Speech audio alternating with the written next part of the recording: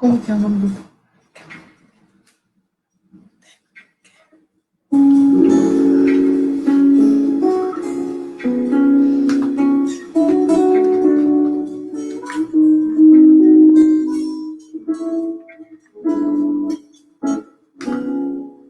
Que noite mais funda calunga no porão de um navio negreiro.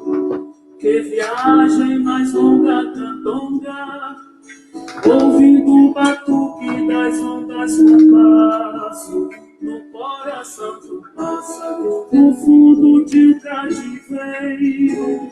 É o samba do mundo calunga, batendo samba em meu peito.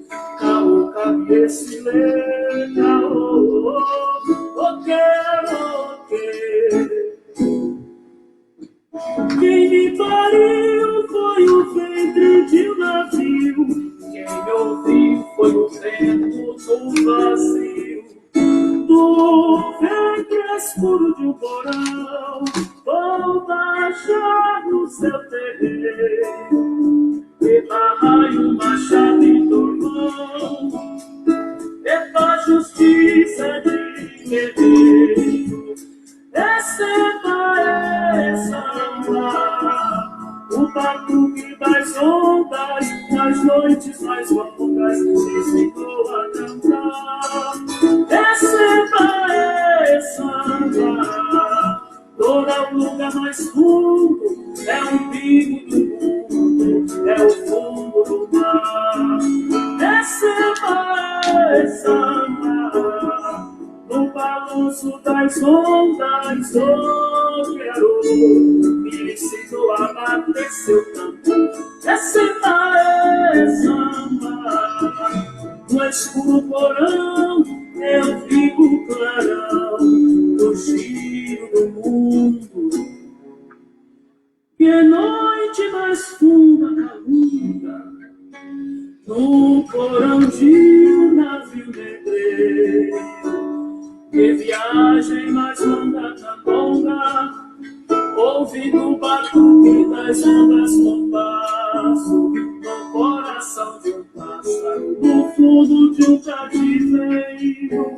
É o samba do mundo calunga, batendo samba em meu peito. Caô, cabeça, quero.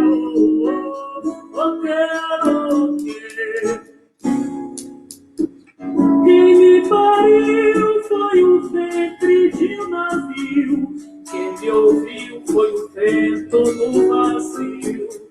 No ventre escuro de um porão, vou baixar no seu terreiro, que barraio, machado e trovão, faz justiça de guerreiro.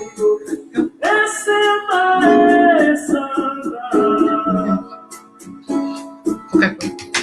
nas noites de frio, minha solidão. É samba, é um oceano sem fim, sem amor, sem vão. De cá eu quero ser seu cantor. É samba, eu faço a lua brilhar, o esplendor em clarão, luar de Luanda em meu coração. Umbigo da dor, abrigo da dor, a primeira obrigada. Na samba, ia, na samba é o samba que dá. Vou aprender a ler, pra ensinar meus camaradas. Eu vou aprender a ler, pra ensinar meus camaradas. Vou aprender a ler, pra ensinar meus camaradas. Eu vou aprender a ler, pra ensinar meus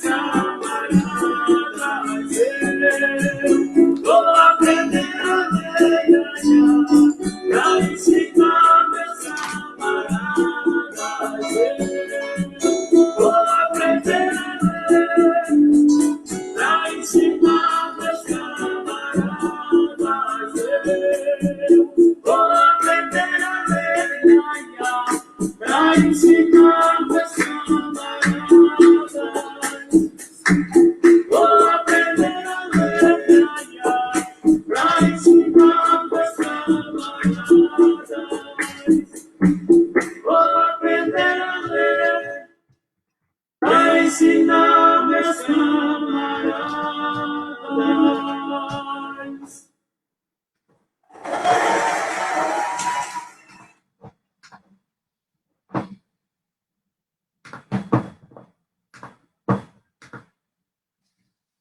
Oi, gente, boa noite. Daqui a pouco a gente vai iniciar a live com Kenyatta Mungo. Então, já já a gente volta.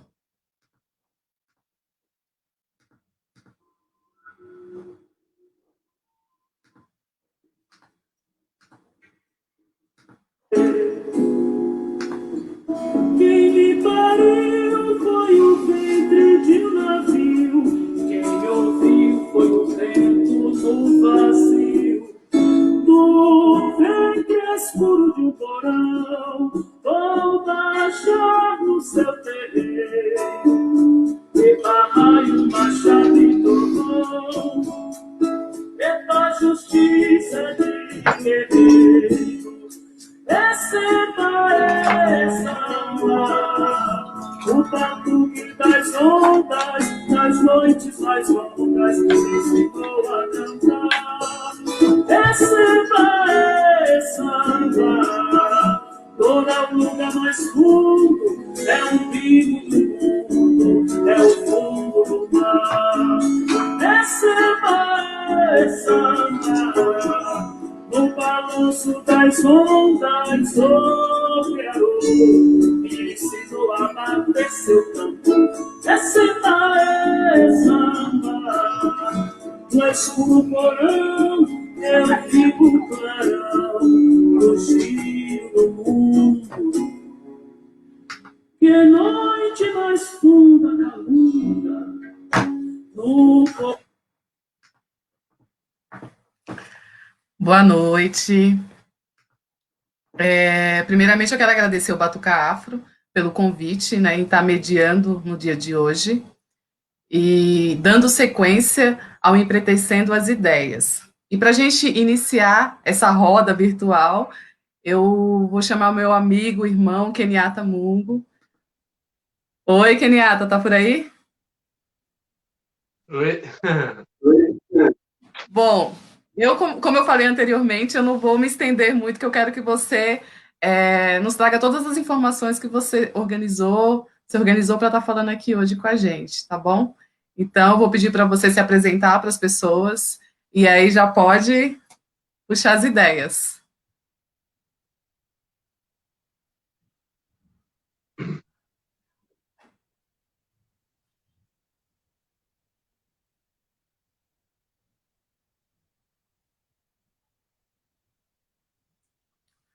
Tá ouvindo? Tô ouvindo. Então, eu pedi para você se apresentar e aí você já pode iniciar as ideias. Tá ok. Bom, eu acho que as apresentações eu acho meio estranha, né? As auto-apresentações, então eu prefiro me apresentar como músico e como professor de história, de arte, aqui em São Paulo, né, para a rede pública estadual, e como um ativista que luta em prol das pessoas pretas. Só isso.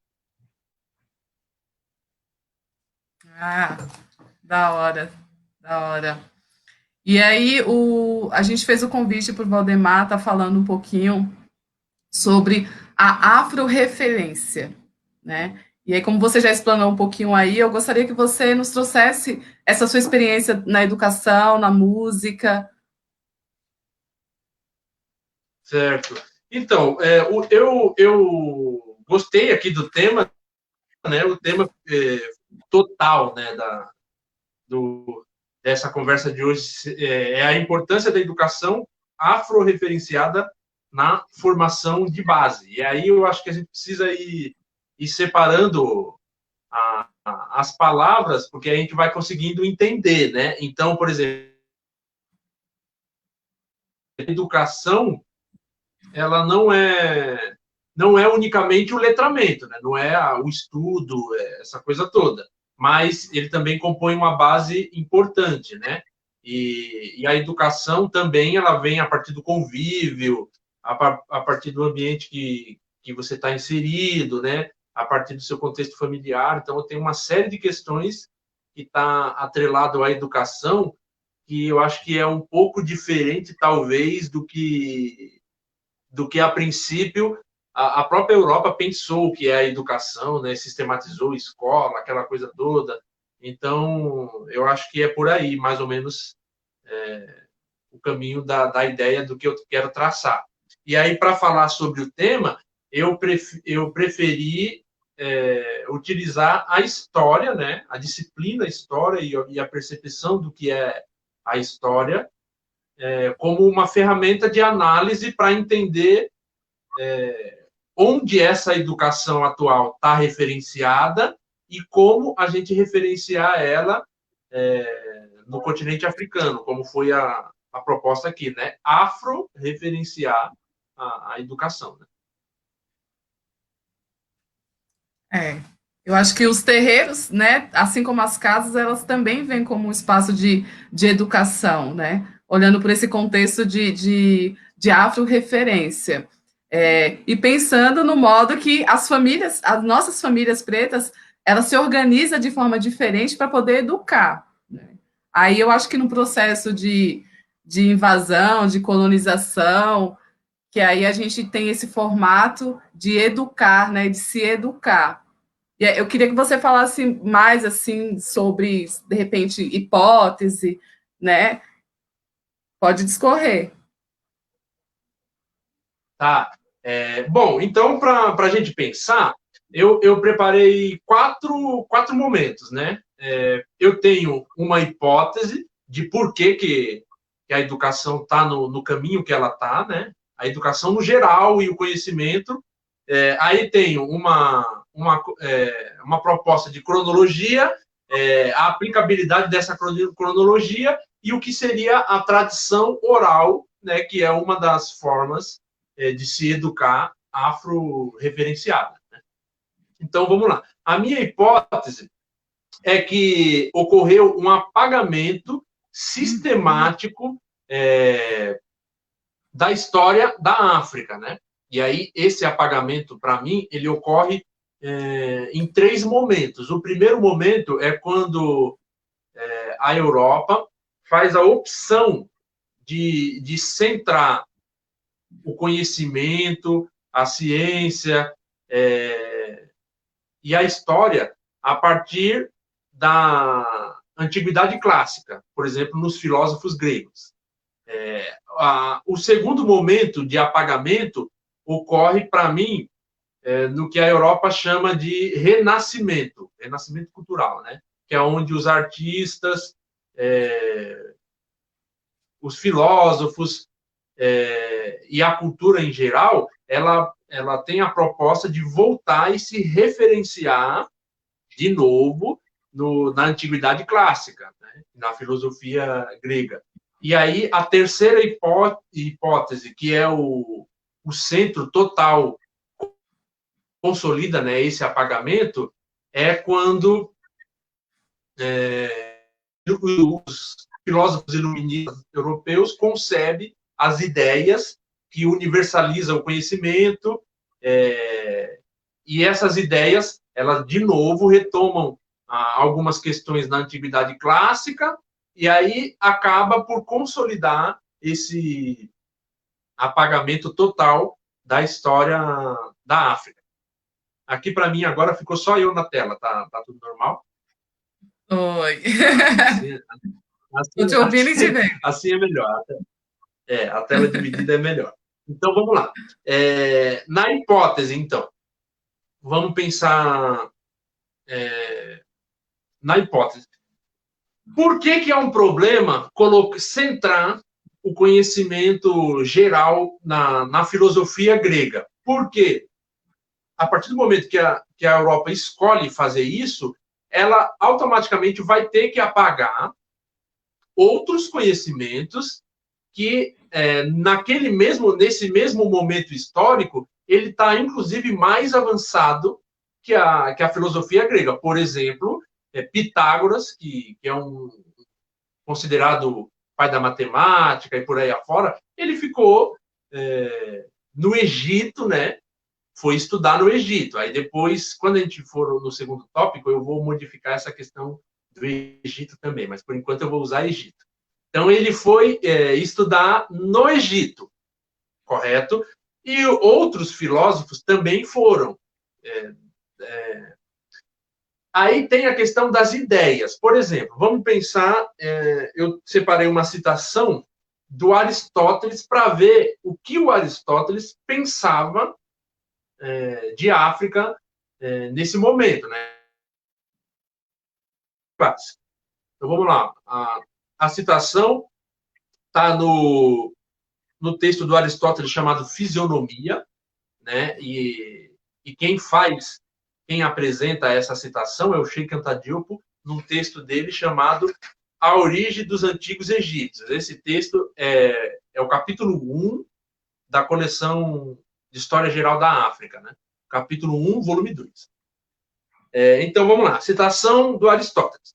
Aqueles que são muito negros são covardes, como, por exemplo, os egípcios e os etíopes. Mas os excessivamente brancos também são covardes, como podemos ver pelo exemplo das mulheres. A coloração da coragem está entre o negro e o branco.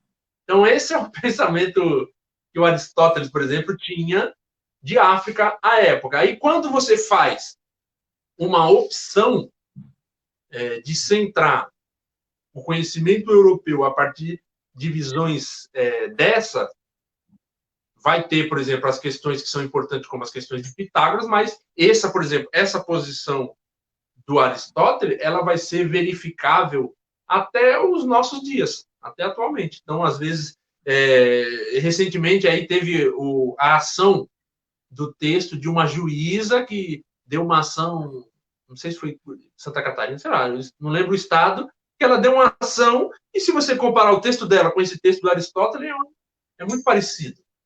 Então, aí tem um problema. Mandaram um salve aí.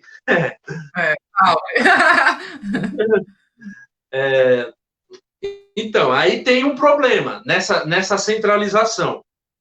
Essa hipótese aqui também, né, e essa citação do Aristóteles, ela já vai derrubar uma outra questão que é bem atual, que é uma discussão de que, e isso também aconteceu a partir principalmente da escola alemã, né, da filosofia alemã, e depois, especificamente, está em Engels e está em Marx, né, e mais especificamente no marxismo trotskista, que vai entender que o racismo ele é uma construção do capitalismo.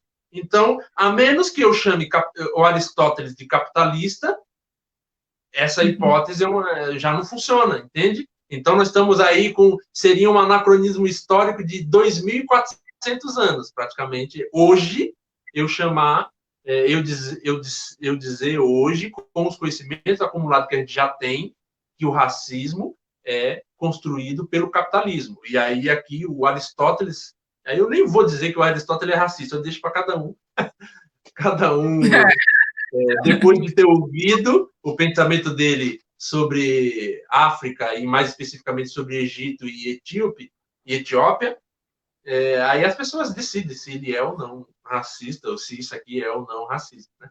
Então, essa é a primeira parte. Na segunda parte, que eu penso dessa hipótese, é que o renascimento cultural europeu retoma essas ideias da antiguidade clássica. Então, qual é a influência disso? Tudo que a gente conhece hoje, por exemplo, como arte, como quadros, como exposição, como música, o que é música, o que define o que é música, o que define o que é arte e o que define o que é cultura, foi mais ou menos pensado por pelo renascimento cultural europeu e padronizado a partir da visão Europa e universalizado. Então, se eu quiser, em muitos momentos, estudar, por exemplo, a história da arte africana, e for numa universidade, for num curso X ou Y, provavelmente vai se usar esses parâmetros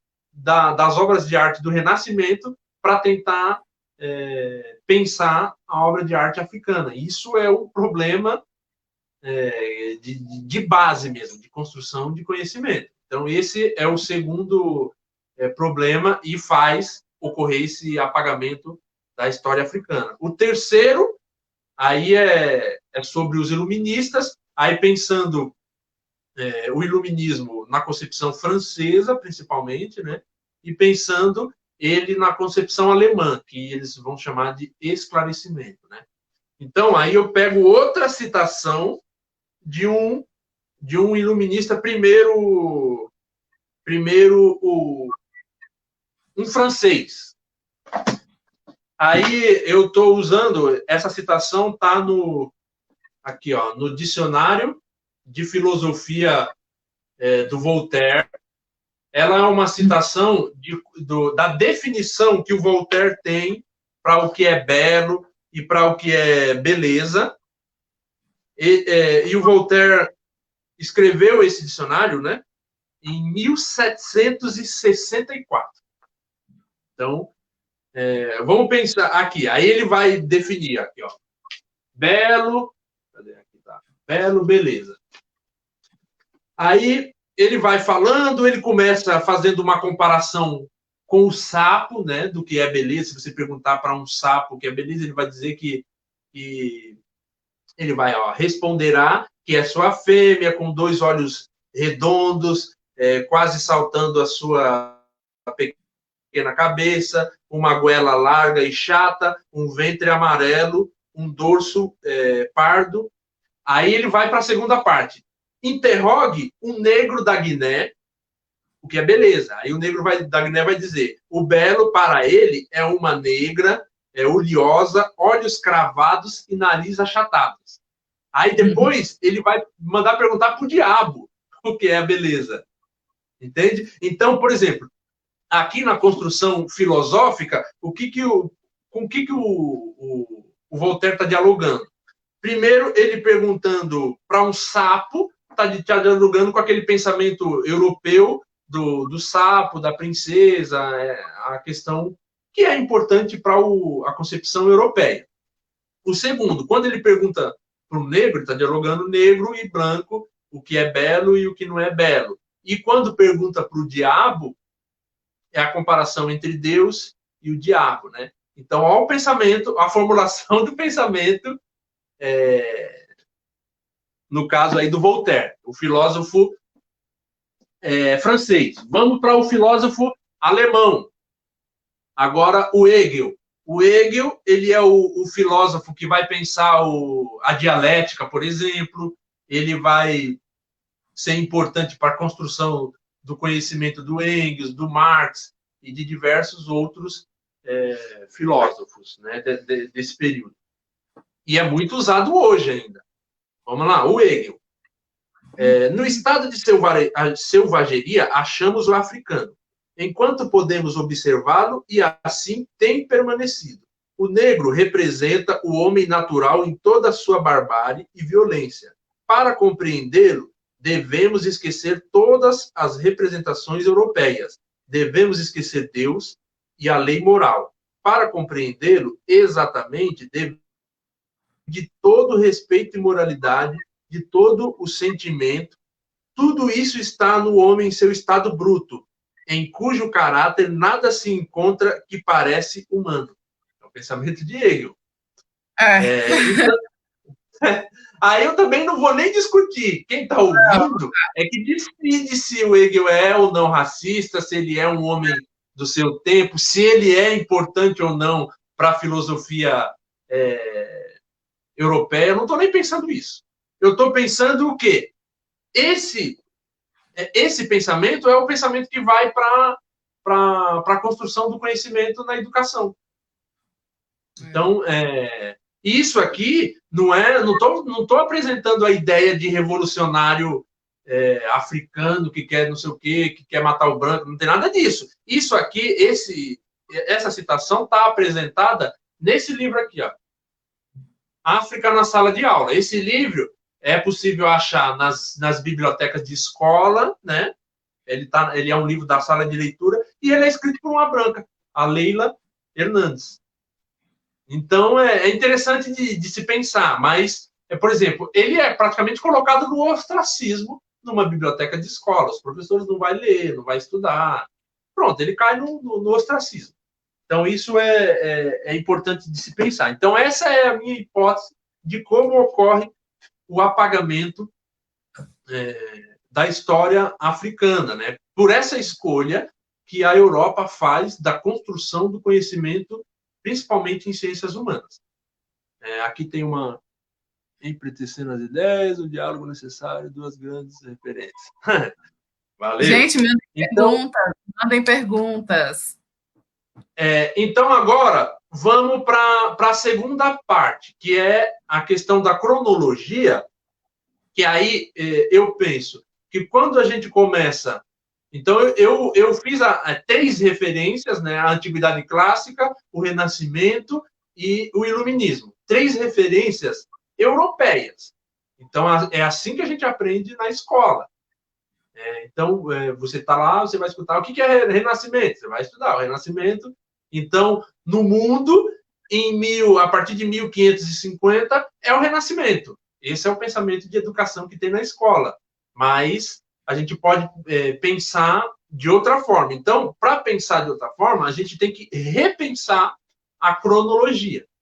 Então, vamos lá.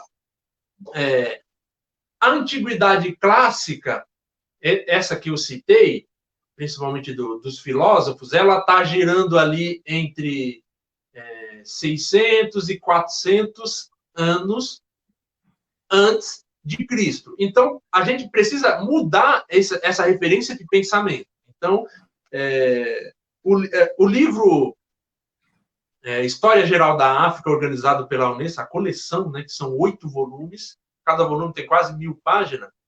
Em todos os volumes, ele foi organizado assim, com 2/3 dos pesquisadores, historiadores, todo mundo que escreve os textos, 2/3 deles são pessoas pretas e africanos, e 1/3 são dos demais pesquisadores que estudam a África, não africanos, brancos, por aí afora, europeus, que têm pesquisadores importantes também. A Leila Hernandes, por exemplo, eu acho que esse livro na sala de aula é importante para o estudo de história aqui no Brasil, né? Mesmo sendo ela uma pessoa branca. Então, o livro está organizado dessa forma. E o livro ele já propõe algumas mudanças cronológicas. Por exemplo, ele não utiliza o antes de Cristo e o depois de Cristo. Ele propõe utilizar o menos, então seria 600 e 400 anos menos, e depois o renascimento cultural, então, por exemplo, seria 1550 anos mais, né? Que é já da nossa era normal. Aí eu proponho uma outra questão, que isso também alguns historiadores já fizeram, né?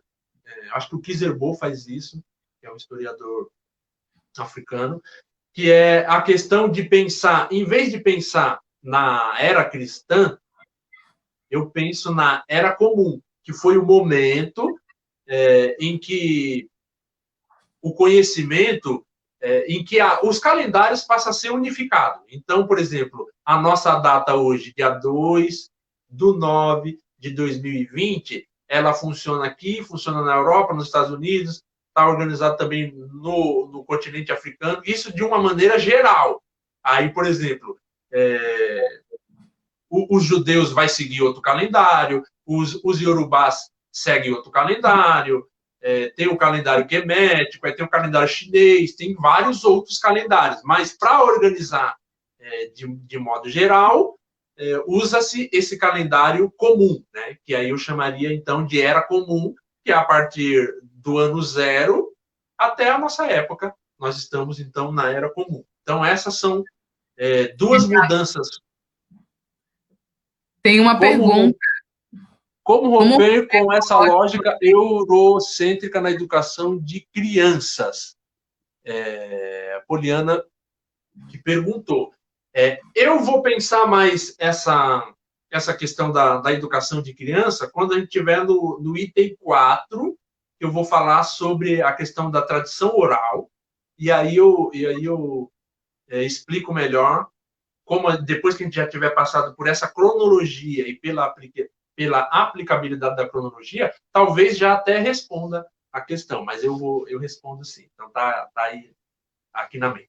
Então, vamos lá. Quando a gente volta e começa a fazer essas mudanças, então a gente vai entender, por exemplo, que nas pesquisas do Sheikh Anta Diop, ele vai mostrar que o que a Europa costumou chamar de Egito, e quem dá esse nome de Egito são os filósofos gregos. Então, tá vendo? Quando a Europa referenciou o conhecimento dos filósofos gregos, eles chamaram de Egito, então convencionou a chamar. Nas pesquisas do Sheikh Anta Diop, nos hieroglíficos da região onde a Europa costumou chamar de Egito, os povos que moravam nessa região, eles se autodenominavam de Kemet, que é terra preta, o significado da região, né? Que seria em contraposição à parte vermelha, meio amarelada, assim, das terras do deserto. Então, esse é basicamente o significado de Kemet, terra preta, ou terra dos pretos, aí depende da tradução. Então, esses povos, eles não se reconheciam como egípcio. Então, a Bíblia, por exemplo, usa egípcio. Mas a educação geral usa egípcio. Quase todos esses livros que eu citei, exceto o Sheikh Anta Diop e essa coleção da Unesco, alguns historiadores africanos, eles também não tratam o Egito, eles tratam como Kemet.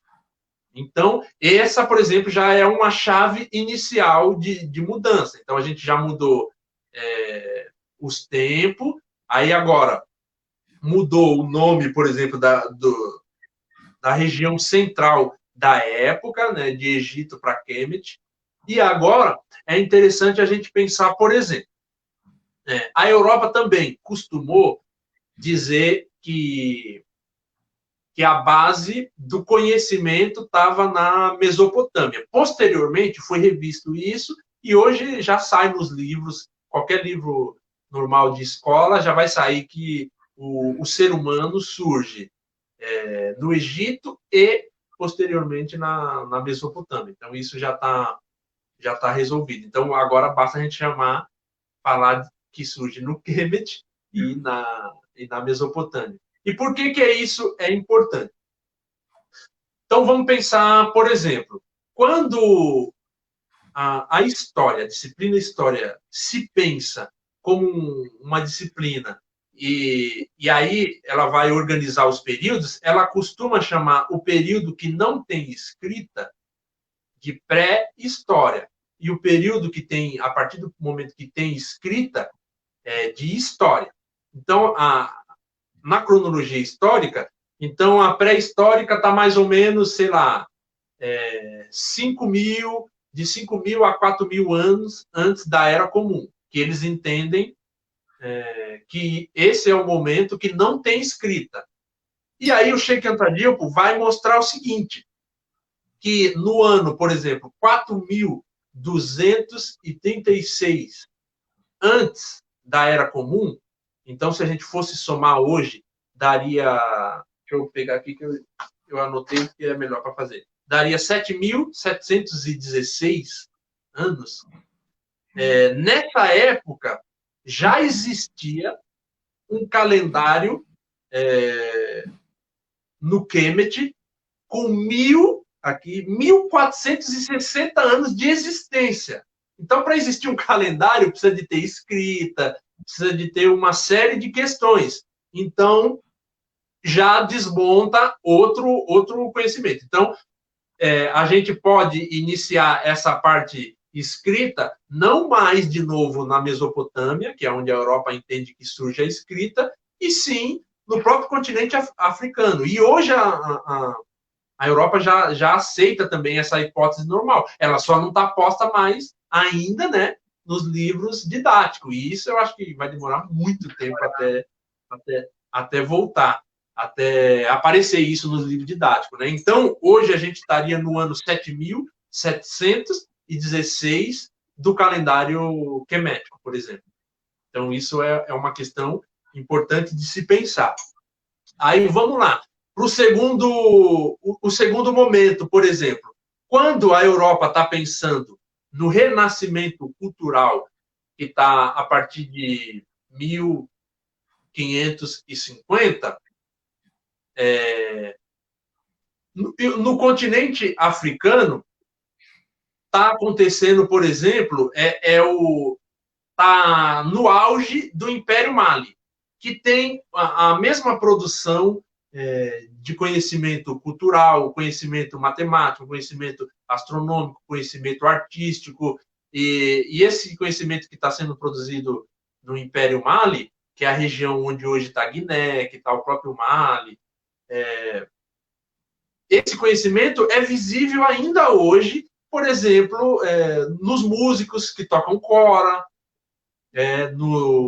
nos instrumentistas, nos contadores de história, nos contadores da tradição oral. Então, em vez da gente referenciar o ano de 1500 e o final da Idade Média para a transição do Renascimento para a Idade Moderna, né, por Iluminismo, a gente pode pensar, por exemplo, no Império Mali, que é o mesmo período, do ano 1200 até mais ou menos o ano 1600, né? E o que isso aparece nos livros? Não aparece. É um apagamento histórico. Então, quando a gente vai para a universidade, eu fui para a universidade estudar, você foi. Então, a gente, quando estuda esse período, a gente estuda única e exclusivamente o final da Idade Média, o Renascimento Cultural e o começo e os filósofos pré-iluministas. É isso que a gente estuda.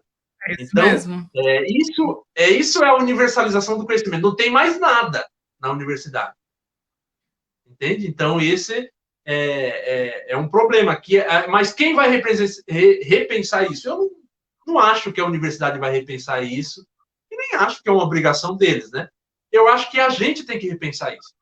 Se eu, enquanto professor, me propus a estudar a história da África, ou eu acho que a educação tem que ser afro-referenciada, então eu tenho que estudar onde estão essas referências. E eu tenho que ter a consciência de que não é o Estado, não é a educação europeia que vai me dar, não é a universidade. Então, muitas vezes, um professor chega ao nível de doutorado sem discutir essas questões. A gente teve aula de História da África, a universidade que a gente estudou tinha a disciplina História da África, e essas coisas não é discutido.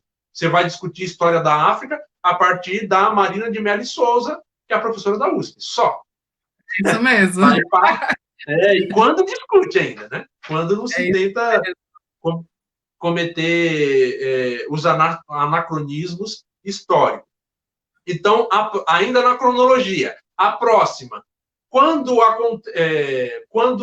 entra nos filósofos pré-iluministas e no iluminismo, o que vai desembocar em 1789 na Revolução Francesa, o que está acontecendo no continente africano? Está acontecendo o avanço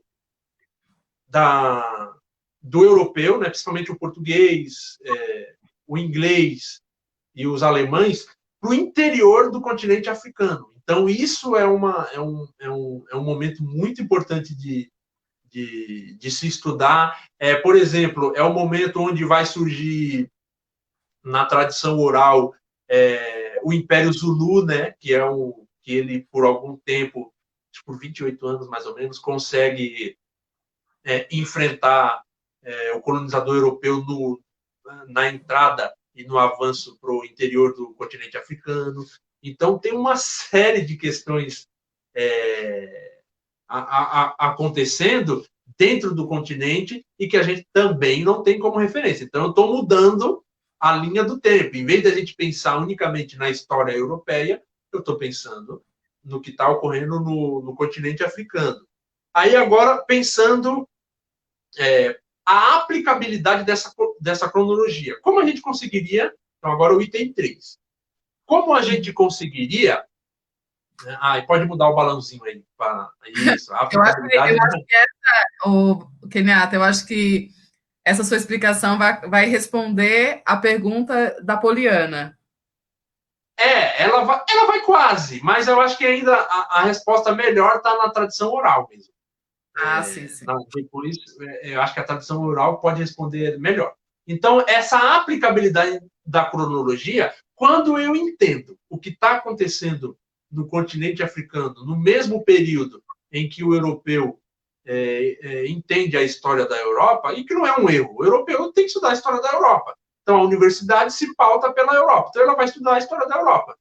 Então, é isso. Então, o erro é a gente ficar tentando achar que a universidade, que é uma estrutura europeia, tem que estudar a história do Brasil, a história da África. Então, isso aí, eu penso que aí sim está um erro, sei lá, um equívoco, eu não sei, talvez um desvio de pensamento, alguma coisa do tipo. Então, vamos lá. Como eu aplico? Vamos ver, uma aula de história pesada. Como eu aplico aqui essa mudança de cronologia? Então, vamos pensar.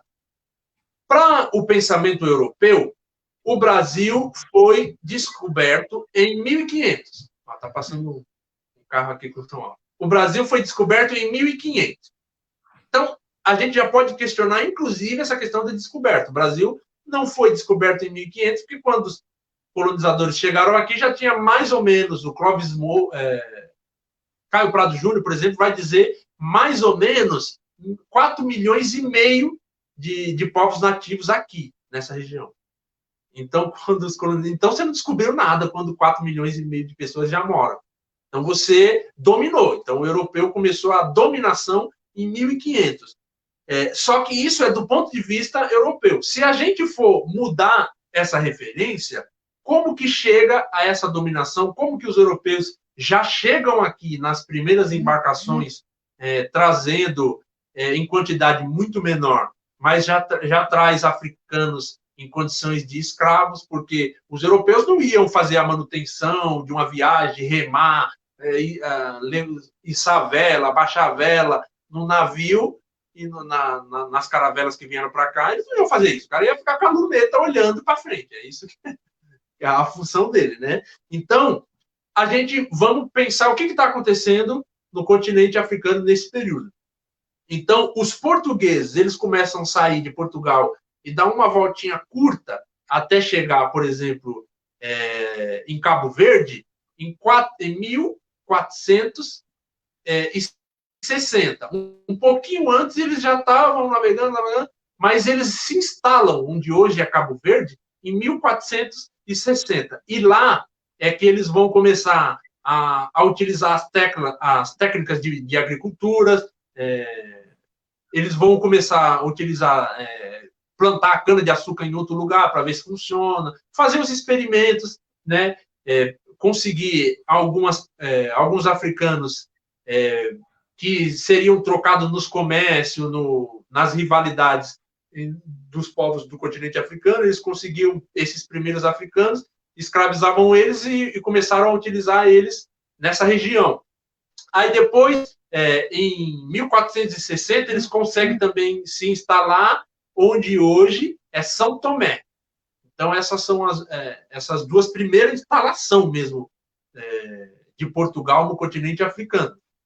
E, a partir desse conhecimento, é que depois eles voltam na Europa e vai fazer a navegação maior, que chega em 1500 aqui. Então, ó, tá vendo? Eu já mudei a referência e comecei a pensar a nossa própria história e a chegada dos africanos aqui no Brasil, não a partir da visão do europeu que veio em 1500 e dominou e depois buscou mais africanos escravizados, como se não tivesse um outro traçado ocorrendo anterior a essa chegada aqui, né, em 1500, como se o europeu ele tivesse saído como primeira experiência direto de Portugal para o Brasil. Ele não fez isso. Primeiro ele foi fazendo as navegações mais curtas, lá perto da própria Europa e de próprio Portugal. Então, essa é uma das aplicabilidades. E se a gente quisesse avançar mais ainda para pensar em outras regiões, o que estaria acontecendo aqui mesmo, né, no próprio continente americano, nesse mesmo período, né? O que estaria acontecendo na Bolívia, no Peru. Então, aí seria um avanço ainda maior nessa questão da cronologia, né? E aí, a justificativa europeia para aplicar esse tipo de cronologia é que eles entendem de uma maneira que é estranha também se a gente for confrontar o próprio pensamento europeu, né? Eles entendem que a história está dividido basicamente em para você construir uma história, você precisa dos documentos, né, históricos, você precisa da arqueologia, né, e você precisa, por último, da tradição oral. Mas quando se quer justificar o próprio conhecimento europeu, aí, por exemplo, você pega essa tradição oral e coloca em primeiro lugar, como é o caso, por exemplo, de Sócrates. Se você pergunta, você faz uma pegadinha assim, pergunta, o que você já leu de Sócrates? O que você já leu de Sócrates? A pessoa, eu li Sócrates, eu li isso, eu li aquilo. Sócrates não escreveu nada.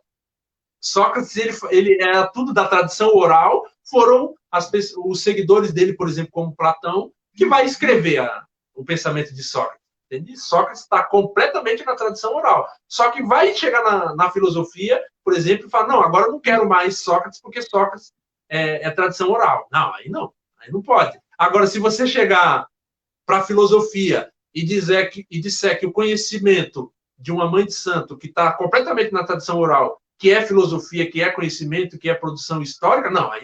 Aí é misticismo, é religião, é fé, é qualquer outra coisa, menos conhecimento, né? Então, é interessante pensar como se dá essa construção, né? E aí, agora eu já estou caminhando para a parte final, que é a tradição oral em si, né? Que é a parte 4. Para se pensar o conhecimento e para se reproduzir a história da África, no geral, é a tradição oral. A tradição oral é central, assim como Odisseia e Ilíada é importantíssima para a construção do conhecimento europeu. A tradição oral é importantíssima para o conhecimento da história da África, né? Tá tudo certo? Tá. A tradição oral, então, ela é central para esse conhecimento da história da África. E aí, a tradição oral, ela também tem método. Então, por exemplo, atualmente, na historiografia mais moderninha, a partir, por exemplo, de 1950, da Nova História, da Escola dos Análises, já tem, inclusive na tradição europeia, historiadores questionando essa questão da oralidade e reivindicando mesmo que tem uma centralidade para a construção do conhecimento, a oralidade. É o exemplo, por exemplo, de Jacques Le Goff. Ele tem um livro que chama História e Memória. É História e Memória também. Então, o Jacques Le Goff ele vai fazer esse pensamento sobre questão da oralidade e tal. Mas só que ainda ele está centrado na construção de conhecimento do que é Europa, por exemplo. Aí ele tem um capítulo que é... Como que é o nome do capítulo? História mítica, ou conhecimento mítico, uma coisa assim. Que aí ele vai dizer que é importante, a oralidade. Aí ele usa 2 parágrafos para falar do pensamento da história oral e do pensamento mítico aqui para os indígenas Guarani. Ele vai usar dois parágrafos para falar que é importante a história oral para o continente africano. E aí ele vai usar 27 páginas para dizer que é importante a história oral para a Europa. Então, é como se constrói o conhecimento a partir do conhecimento europeu, né? Então, é nisso que eu acho que é central a gente repensar. Então, vamos lá. Para pensar, então, essa questão da oralidade, eu acho que essa região e esse período de 1200 a 1600 no continente africano, é importante pensar no Império Mali como central para a construção, para a reconstrução e para o preenchimento das lacunas históricas sobre o continente africano. E aí, eu separei aqui uma palavrinha que aí eu acho que ela pode aparecer aí Vai aparecer. na barrinha, que é sobre Doma e Soma. Sim. Isso, aí, ó. Doma e Soma são as palavras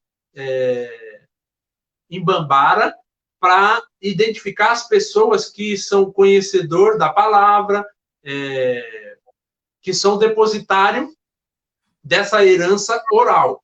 Então, são essas pessoas que vão fazer as narrativas, e a partir dessas narrativas, inclusive os próprios historiadores podem ter indícios para ir construindo essa história mais sistemática mesmo, mais até acadêmica, né? Podemos assim dizer. Então, o Doma e o Soma são essa palavra em Bambara para essas pessoas. E aí eles são a espécie de historiadores do continente africano, de se pensar a tradição da história do continente africano. Aí, de novo, vamos lá. Aí é importante também a gente pensar nas artes, na poesia lírica, e a palavra que usa, nesse caso, é o digeles. Pode mudar aí a reguinha.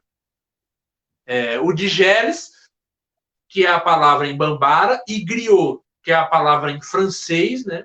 Tem o mesmo significado. Eles são também portadores do conhecimento oral, mas mais ligado às questões artísticas, né? E eles estão divididos em 3 categorias. Eles são os músicos, né? Então a gente é fácil, tranquilamente, você entra, por exemplo, no YouTube, que é um streaming que dá para assistir de graça, e escreve lá, Tomani Diabaté, Sidiki Diabaté, Cândia Coiaté, e por aí afora, né? Aí você vai ver esses músicos que são os contadores da história do próprio Império Mali, eles vão contar muito a história também da invasão e da dominação árabe do continente africano, né, que é a dominação que está acontecendo nesse período aí. Ela começa a partir mais ou menos do ano 650, 700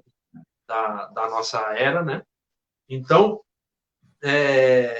esses músicos griots, eles vão contar essas histórias. Aí tem os digeres também, que são uma espécie de embaixadores. Eles geralmente estão ligados a grandes famílias, estão ligados a povoados X ou Y. Então, eles circulam bastante. Então, por exemplo, o embaixador de uma família importante X vai 200 quilômetros contar para um outro povoado os feitos daquela família. Então, esses também são digeles, mas pensando como numa categoria de embaixadores, né, para a gente entender. É que essas palavras em Bambara, por exemplo, ficaria meio incompreensível se a gente não faz a tradução em português para a gente entender o que está rolando. E a terceira categoria são os genealogistas, né? São os digeles genealogistas, ou griots genealogistas. Esses são mais específicos para contar a história mesmo pensando como um historiador. Então, eles não vão utilizar instrumentos musicais, diferente, por exemplo, dos músicos que ele toca uma cora e canta uma história em cima da própria trilha sonora que ele está fazendo com a cora. No caso, se pegar, por exemplo, a Cândia Coiaté, ela vai cantar a letra das músicas dela, conta essas tradições, esses anseios dos povos dessa região. Mas a grande parte dos artistas africanos, principalmente os tradicionais, eles traz na sua arte a realidade do seu povo. Então ele vai contar essa história, né? Que aí seriam os griots, os Jolis, Jolis, Digeles. Digeles, Então, é isso. É perfeito. Então, por exemplo, tem vamos pensar isso na poesia, na literatura. Tem um livro que que eu gosto bastante, né? Que ainda estou finalizando ele, que é o Nietzsche, uma história de poligamia da Paulina Chiziane. O que ela faz? Ela faz isso. Ela pega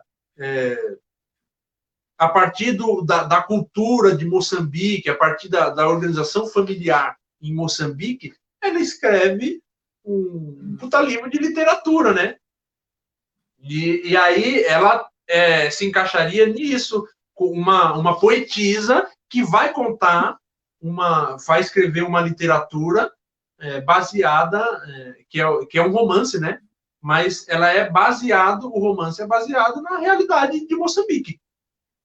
Então, é isso que é importante da gente se referenciar no continente africano.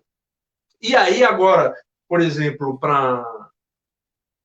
a Poliana perguntou, como a gente mudaria isso? Então, para uma criança, é importante ter, por exemplo, a Tuana lá, fazendo essa contação, modificando o que ela pensa do cabelo dela, modificando o que ela pensa da cor de pele dela, modificando o que ela pensa dos próprios costumes, como deve ser o respeito aos mais velhos. Isso, eu acho que seria a virada de chave, principalmente para crianças, adolescentes. A Poliana também eu sei que faz isso. Eu tento fazer isso. Tentava, né? Agora fechou as duas unidades da Fundação Casa que eu dava aula, mas eu tentava fazer isso muito com os meninos, que a maioria absoluta é um dado da própria Fundação Casa, mais de 75% dos jovens que vão para a Fundação Casa são crianças pretas. E muitos deles nem... Você acabou de falar aí que trabalhava em Fundações Casa, e aí, como que era para você estar dentro da fundação, dentro do sistema, enquanto professor, e aí levantar essa problemática, né? Porque a gente sabe que o encárcere, né? O maior encárcere é do povo preto. E como que você lidava com isso? Como que você conseguia direcionar a sua aula afrocentrando, digamos assim, afro-referenciando os adolescentes? Certo. Então, tem uma questão que eu acho que eu sempre gostei da Fundação Casa por essa questão em específico, que é a questão da liberdade curricular. O aluno, ele entra, por exemplo, eu já peguei aluno de 15, 16 anos de idade, que ele fala o nome dele, aí você dá as letrinhas para ele lá, ele coloca em ordem como é o primeiro nome dele. Se você embaralhar as letras, ele não consegue mais voltar aquelas letras no lugar. Ele não conhece nem as letras. Não sabe que o A é o A, ele sabe que se juntar ali mais ou menos, quando você junta e fica aquela imagem, ele fala, não, isso é meu nome. Agora, se você embaralhar tudo e falar para ele, junta aí, ele não consegue.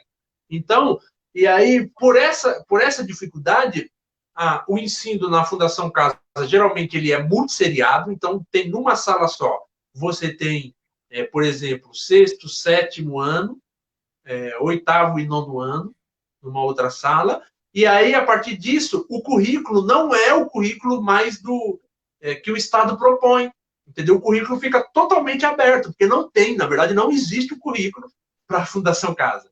Não existe. É o professor que tem que se virar e fazer, de todas as disciplinas, praticamente. Então, você tem que olhar o aluno, identificar onde ele está na produção do conhecimento, e a partir dali, você vai direcionando o que precisa ser trabalhado ou não. Então, quando eu identificava essas questões de racismo, a questão da dificuldade com a própria identidade, aí eu direcionava o estudo, que na Fundação Casa eu dava aula, num primeiro momento, só de história, e depois dos últimos 2 anos, de história e de arte. Então, eu conseguiria direcionar os dois conhecimentos, as duas áreas de conhecimento, para responder às dificuldades que os alunos tinham naquele momento. Né? Legal. Acho que também não foge muito do sistema público, das escolas, né, convencionais. Eu acho que não foge, né? Eu acho que é aquilo que você falou no começo, que essa busca de conhecimento direcionado sobre as questões das pessoas pretas para poder estar dentro da escola, para poder estar levando educação, fazendo educação, acho que acho que é individual mesmo, né? Eu acho que vai do querer, do buscar. E aí, aquilo, a faculdade, ela não vai te dar o conhecimento da forma certa, da forma correta, né? Tanto que a gente tem essa experiência, o que a gente adquiriu, consciente sempre fomos em relação à nossa identidade, mas a gente, as informações, né, desse povo que a gente pertence. E aí, eu acho que o sistema ele não foge muito de uma escola que está no espaço aberto, digamos assim, né? Então, a gente vai ter crianças com alienação, crianças com problemas de falta de identidade, porque é um efeito dominó, é uma coisa que vem da família e que vai reproduzindo e que, de repente, entra numa escola, entra num espaço de educação formal, digamos assim, e aí encontra pessoas tão alienadas, professores, educadores, tão alienados quanto os familiares. É isso, é isso. E aí, nesse caso, por exemplo, até da formação, de novo, pensando lá nessa questão que você colocou, da formação dos professores, às vezes eu nem acho que o professor tem a falta de interesse, ele não tem oportunidade mesmo de estudar. Se você. Eu estou lembrando, por exemplo, das nossas disciplinas, ou das minhas disciplinas, né, que eu estudei tanto na graduação em História quanto na graduação em Música. Então, por exemplo, tem História da Música. Tem uma disciplina que chama História da Música, no século tal, tal, tal. Na verdade, essa disciplina deveria chamar História Ocidental da Música, ou História Europeia da Música. Porque, né, eu nunca estudei na história da música, por exemplo, a música dos povos indianos, a música dos árabes, ou a música dos africanos. E Pausou, falhas técnicas,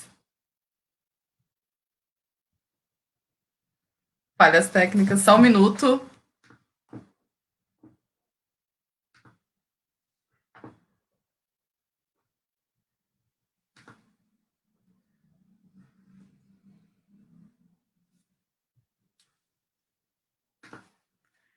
Gente, a gente está com um probleminha técnico, e aí, enquanto a gente tenta resolver, vamos fazer perguntas, vamos fazer comentários.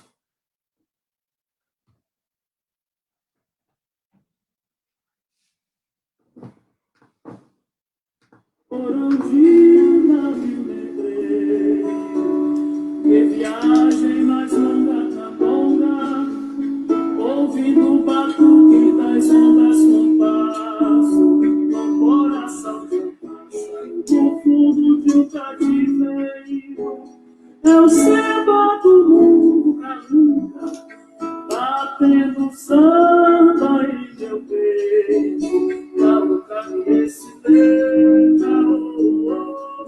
quero que quem me pariu foi o ventre de um navio.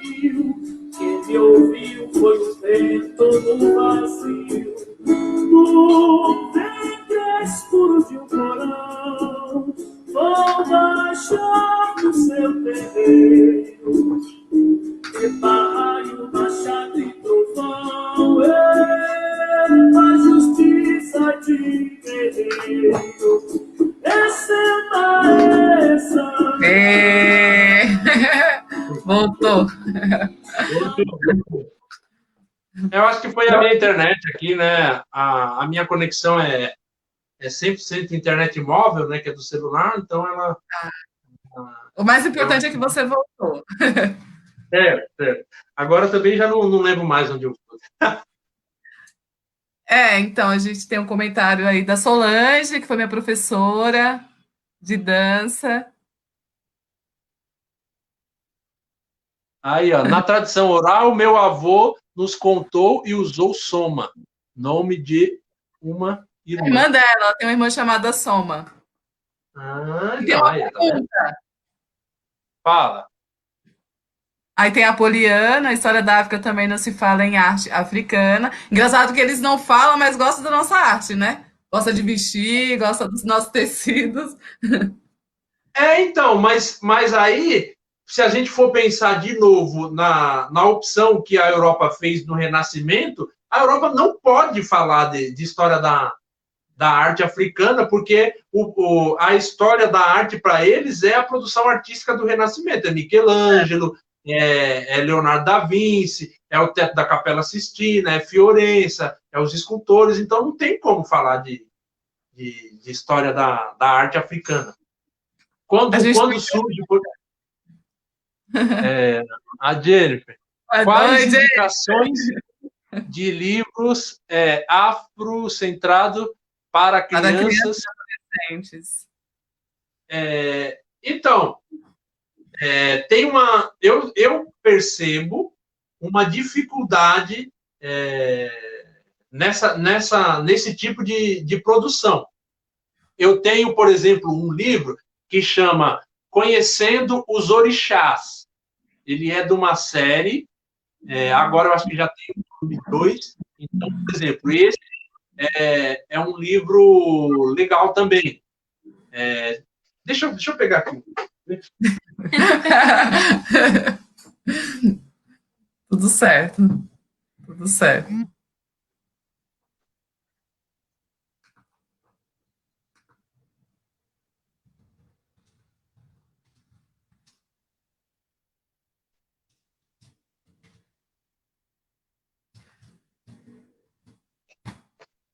Não achei. Mas é que eu não estou lembrando o nome dele.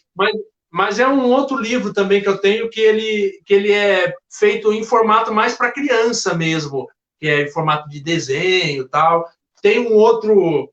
E aí, pensando nessa questão de livro... Não entendi. A pergunta também é para os adolescentes, crianças e adolescentes. E adolescente a gente tem. Então, aí pensando nessa construção, reconstrução e preenchimento de lacuna, eu e a Tuana produzimos recentemente um trabalho nesse sentido, especificamente para criança e adolescente, que logo mais ele vai sair. Então, por enquanto, não vamos dar spoilers. Tem o Jorge, que ele está perguntando, ele está pedindo indicações sobre livros afrocentrados, né, para adultos. Então, eu acho que eu não pensaria, talvez, em livros afrocentrados ou afrocentristas, não pensar nessas categorias.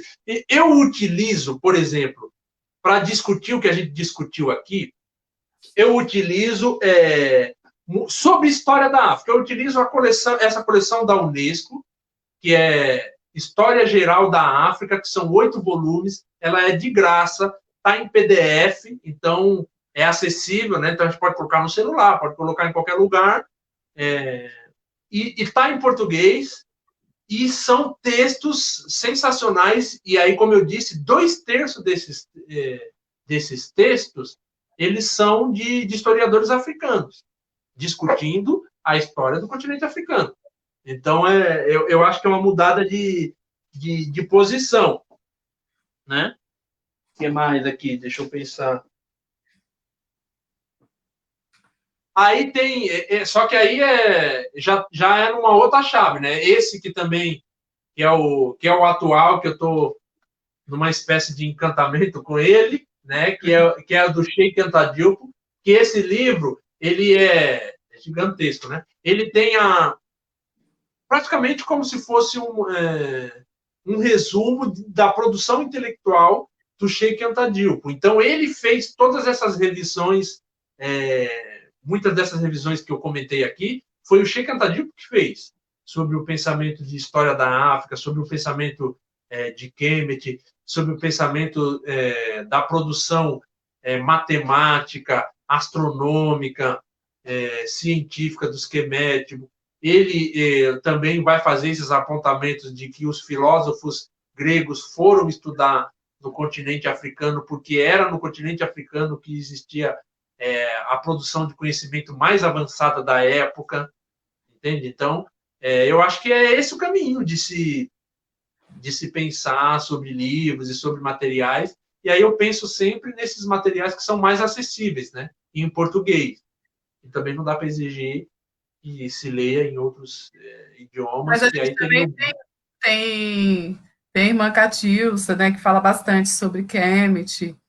A gente tem, Isso, eu acho que o Carlos Moore também é uma grande referência.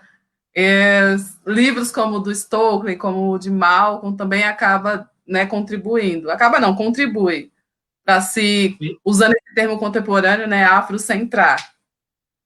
sim, sim. Eu gostei mais desse termo aí, que é o se afro-referenciar, né?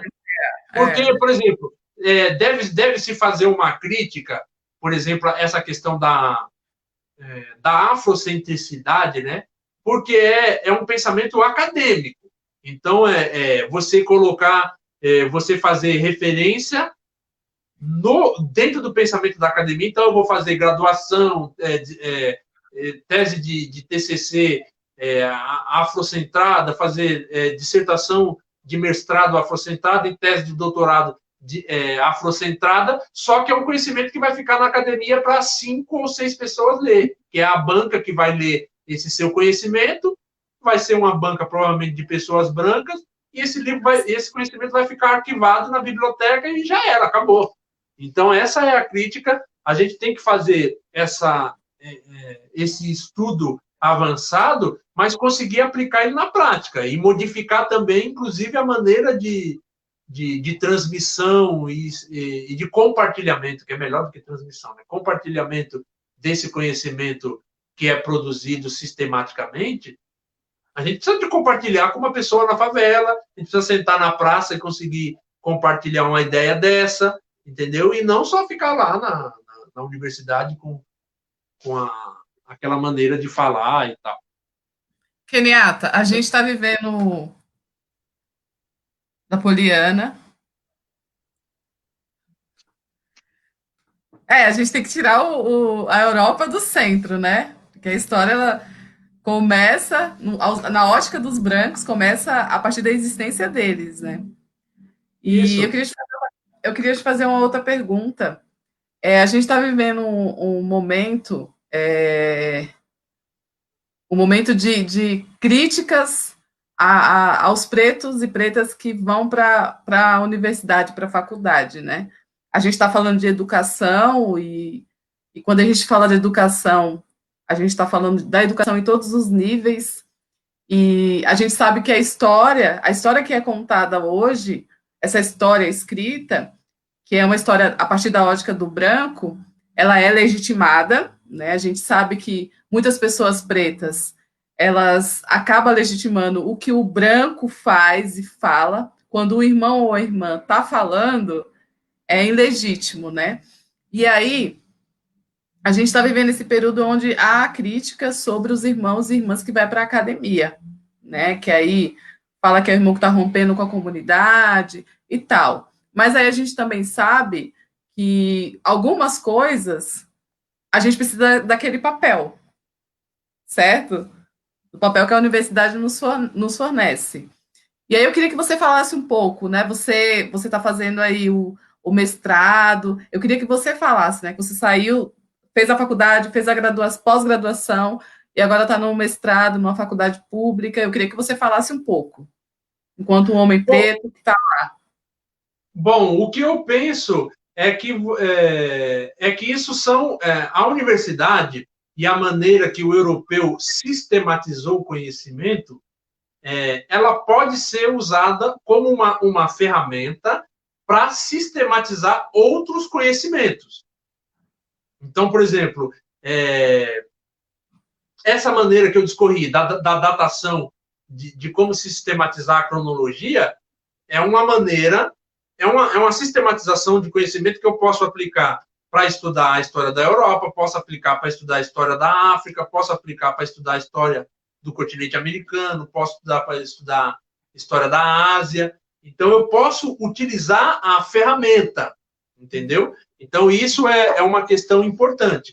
E foi isso, por exemplo, que o Cheikh Anta Diop fez, foi isso que o Kizerbo fez, foi isso que a Cleonora Hudson faz até hoje, né? Ela é professora universitária nos Estados Unidos. É isso que diversos intelectuais que pegaram esse tipo de ferramenta e aproveitaram essa sistematização do conhecimento para estudar a história da África. Então, por exemplo, tem um professor que chama Sylvestre Okunodo Ogbechie. Ele tem o que for de PhD, História da África, tudo que for de maior titulação, por exemplo, que a academia entende como titulação, ele tem, só que ele utilizou todo o conhecimento dele para estudar a história da África, entendeu? Então, ele monta... então, o Sylvestre Okunodo Ogbechie, por exemplo, quando ele vai dar uma palestra na Nigéria, por exemplo, ele não vai falar ele vai falar em Yorubá, vai falar no idioma que as pessoas ali entendem, entendeu? Se ele for dar uma palestra na França ou em outro lugar, ele vai falar em francês, que tem isso, vai falar em inglês, entendeu? Então, isso é a construção do conhecimento em prol do estudo e em prol do povo africano mesmo, né? Então, esses grandes estudiosos faz esse transplante do que é o conhecimento universitário europeu para o que é o conhecimento do continente africano, com a maior tranquilidade. Eles fazem isso, e eu acredito que é possível também fazer. E aqui, no caso, por exemplo, entendendo a nossa realidade mesmo, como é, por exemplo, que um matemático vai exercer a profissão de matemático trabalhando, se ele não for numa universidade, por exemplo, estudar? Como é que um economista um cálculo, sei lá, um cientista que trabalha nesse nível vai exercer? Porque ele vai precisar do documento. É o mesmo que a gente vai fazer. Como é que a gente vai viajar de avião se você não tiver o passaporte? Entendeu? Eu não estou me submetendo ao Estado brasileiro, mas eu tenho que ter aquela ferramenta para mim poder viajar, entendeu? Como é que você vai, sei lá, como é que você vai andar e dirigir o carro se você não tem habilitação? Aí, quando você vai tirar a habilitação, você vai lá na autoescola e vai estudar uma série de conhecimento que às vezes nem vai usar, né? Mas você precisa de ter aquilo para você ter um documento, e aí você usa como uma ferramenta. Aí você, depois que você tem a habilitação, aí você vai dirigir bêbado, você vai dirigir drogado, ou vai dirigir tranquilamente, passear com a sua família. Aí você vai usar como você achar melhor, né? Agora eu vou fazer uma provocação. Tá. Você, enquanto professor, enquanto professor da rede pública, especificamente estadual, você está fazendo a luta antirracista? Não. Eu entendo que o antirracismo nem é possível. E aí vamos de novo, a gente pode retornar lá no comecinho. Se eu fizer uma luta antirracista, eu preciso apagar, destruir, por exemplo, todo esse conhecimento desde a antiguidade clássica, porque o racismo já estava lá. Eu preciso botar a Bíblia no fogo e queimar ela, porque o racismo está lá. Eu não estou lutando contra isso. Eu não quero queimar a Bíblia, Eu não quero, deixa lá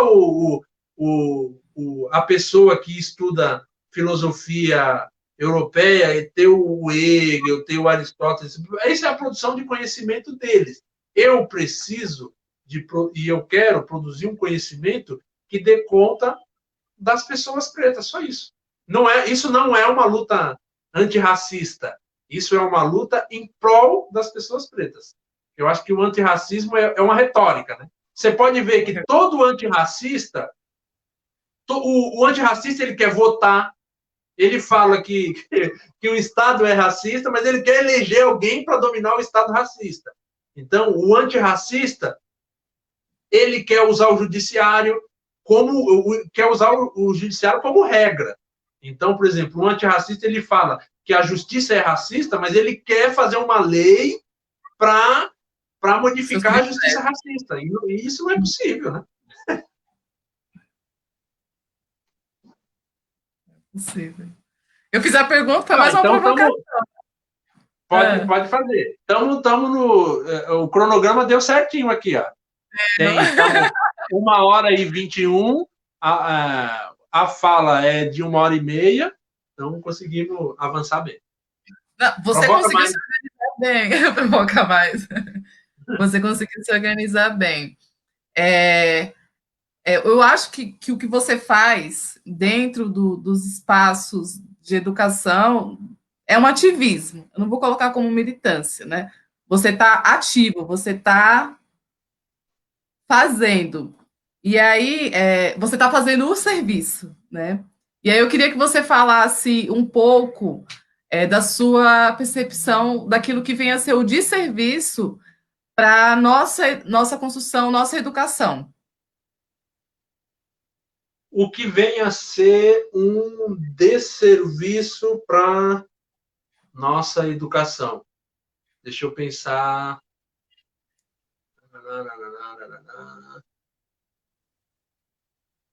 Te peguei. É difícil pensar especificamente para a área da educação. Eu acho que talvez, por exemplo, quando eu produzo, se eu for para a universidade, pensar em produzir um conhecimento unicamente para ficar afrocentado e discutindo entre as pessoas brancas da universidade, eu acho que é um desserviço para a educação. Não vai trazer nada, não vai acrescentar em nada, não vai modificar em nada, porque a universidade coloca no ostracismo, inclusive, as pessoas brancas que discutem esses temas. Entendeu? Então, na escola, um professor que vai dar aula de História da África, muitas vezes ele nem tem acesso a Marina de Mello Souza e nem a Leila Hernandes, que são pessoas brancas que estudam História da África. Aí, quando você mostra o livro, a pessoa fica surpresa. Tem esse aqui, ó, por exemplo. Esse é outro livro, ele está na biblioteca das escolas. Quando, às vezes, eu estou na sala dos professores com esses livros, mas onde você achou esse livro? Esse livro está na biblioteca da escola, está na sala de leitura aqui, ó. O governo comprou para você ler. Mas, entendeu? Coloca no ostracismo, inclusive os brancos. Imagine uma pessoa que for lá tentar utilizar, agora eu vou mudar a universidade, agora eu vou fazer uma tese aqui que vai mudar a universidade. Não vai mudar nada. Não vai mudar nada, porque o cânone são os professores que vão decidir e pronto, e acabou. Eu acho que vai sair mais adoecido, né? Se for pensar nessa ótica, vai sair mais adoecido. Agora, se você pensar, não, eu vou sistematizar. Então, por exemplo, hoje em dia, eu penso que é o que eu vou lendo todos esses, os historiadores principalmente, eu estou pensando muito nisso, em sistematizar uma maneira de estudar a história da África, só isso. E aí eu não preciso de fazer isso na universidade. Não precisa. Mas também eu não preciso de fazer um culto à ignorância, né? Agora, então, eu vou inventar um monte de outras. Não. Eu só preciso pegar o conhecimento que já foi produzido, reorganizar ele, e é isso. Entendeu? Então, por exemplo, ler Cheikh Anta Diop, eu estou fazendo esse esforço de ler Cheikh Anta Diop em espanhol, porque a tradução mais perto, porque não tem uma tradução em português, mas é porque é necessário estudar Cheikh Anta Diop, não para mim ir na faculdade discutir, eu não discuto isso, né? na universidade, mas é necessário para mim conseguir dar uma aula de história da África numa rede pública tranquilamente, sem ficar com lousa, passando aquele texto para enrolar. Não, você vai chegar sem livro, sem nada, e você vai conseguir referenciar tudo certinho e pensando que os alunos estão com o celular na internet. Se você começar a falar um monte de besteira, eles pesquisam lá e te derrubam na hora. É verdade, é verdade. Olha, a gente está chegando na reta, na reta. Opa, peraí, que tem uma pergunta antes, né? Como você vê a possibilidade, a unidade preta para chegarmos à autonomia? Eu não vejo essa possibilidade. Não existe unidade. Não, é impossível. Isso também é uma ilusão. Eu acredito que pode-se, coletivos em separado, ações e uma diversas questões, pode chegar em autonomias relativas. E aí eu penso em dois tipos de autonomia. Tem a autonomia absoluta, que é o momento, por exemplo, que para ter autonomia absoluta, a gente precisaria evoluir em tecnologia, por exemplo. Seria a nível de a gente ter um satélite e a gente está transmitindo isso aqui fora completamente do controle da operadora da TIM, do não sei o que lá. Não, aí seria autonomia absoluta. Então, o que a gente propõe de autonomia é sempre relativo, né? É a gente fazer por a gente mesmo na medida do possível. Então, eu não tenho como construir um carro, por exemplo, mas eu sei que eu preciso dele. Não tem como construir um ônibus, mas eu sei que eu preciso dele. Então, isso é autonomia relativa. Agora, a questão de unidade, de pensar, por exemplo, todas as pessoas pretas no Brasil se reconhecerem como irmão e se unirem. Não, isso é loucura. Não vai, na minha concepção, não vai existir. Até porque eu acho que também nem é bom que exista. Imagine se todas as pessoas pretas no continente africano pensasse de uma única forma e produzisse um único tipo de... caminhasse numa única direção. Não é possível, né? Aí não. Assim, Talvez eu também não tenha entendido a pergunta direito, né? Mas eu acredito que é isso. Foi isso. Antes de finalizar, eu acho que em relação, acho que a maior prova de autonomia que a gente tem essa potência para poder inserir a autonomia dentro da comunidade, eu acho que foi o Garvey, né? Quando ele pensou no navio, eu acho que foi a maior prova. Mas o nosso povo ele acabou ficando descrente, né? De que a gente pode se organizar, mas também a gente não pode romantizar as nossas relações, porque a gente tem os nossos problemas, mas eu acredito que esses problemas têm que ser resolvidos internamente, não externamente. Sim, é isso. Mas até, se a gente for pensar no momento atual, até essa possibilidade do Garvey, talvez não fosse mais aplicável hoje. Porque digamos que a gente tivesse, sei lá, $1 bilhão e a gente conseguisse, sei lá, comprar um navio de cruzeiro desses aí que tem fazendo e tal. Agora vamos botar todo mundo. Não precisa nem de morar. Vamos fazer uma viagem todo mundo para o continente africano. Aí, chega lá, você encosta no porto, sei lá, num porto sei lá, de Angola. Aí, Angola tem relações com a Europa. E essas relações com a Europa de comércio são favoráveis ou são desfavoráveis, mas eles precisam comerciar com a Europa, com Portugal, por exemplo. Aí Portugal chega o governo angolano e fala, eu não quero esse navio ancorado no porto. A gente não vai ter onde parar. Vai pular. Entendeu? Então ficaria numa... Chegamos ao final, infelizmente. É isso. Então, consegui dar aí talvez uma direção atual do que eu estou estudando sobre história, né?